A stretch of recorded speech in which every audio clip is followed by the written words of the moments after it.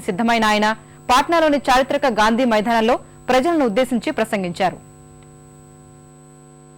అవినీతి నిర్మూలన లక్ష్యంగా ముందుకు సాగుతున్న గాంధేయవాది అన్నా హజారే మరోసారి పోరుబాట పట్టారు.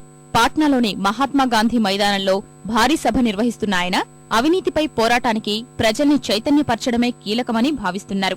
పాట్నాలోని గాంధీ మైదానంలో జరిగే అవినీతి వ్యతిరేక చైతన్య సభకు ప్రజలు భారీగా తరలివస్తున్నారు. బీహార్లోని వివిధ రాష్ట్రాల నుంచి ప్రజలు ఇప్పటికే సభా ప్రాంగణానికి చేరుకోగా సమీపంలోని వివిధ రాష్ట్రాల నుంచి హజారే మద్దతుదారులు పాట్నాకు విచ్చేశారు. గాంధీ వర్ధంతి సందర్భంగా సభ జరుగుతున్నందున హజారే మద్దతుదారులు గాంధీ వేషంలో సభకు పయనమయ్యారు.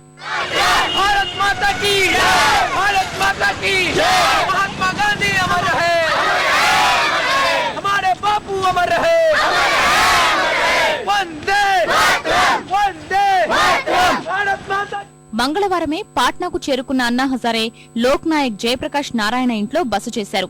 అక్కడ జరిగిన ప్రత్యేక ప్రార్థనల్లో పాల్గొన్న అన్నా గాంధీ వర్ధంతి సందర్భంగా బాపూజీకి నివాళులర్పించారు.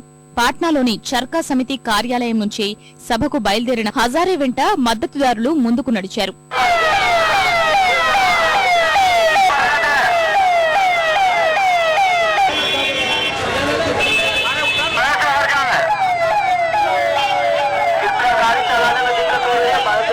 ఈ కార్యక్రమంలో మాజీ సైన్యాధ్యక్షుడు వీకే సింగ్ తో పాటు పలువురు ప్రముఖులు పాల్గొంటారనే సమాచారంతో సభకు పటిష్ట భద్రతా ఏర్పాట్లు చేశారు. ఎలాంటి అవాంఛనీయ సంఘటనలు చోటు చేసుకోకుండా చూస్తున్నారు.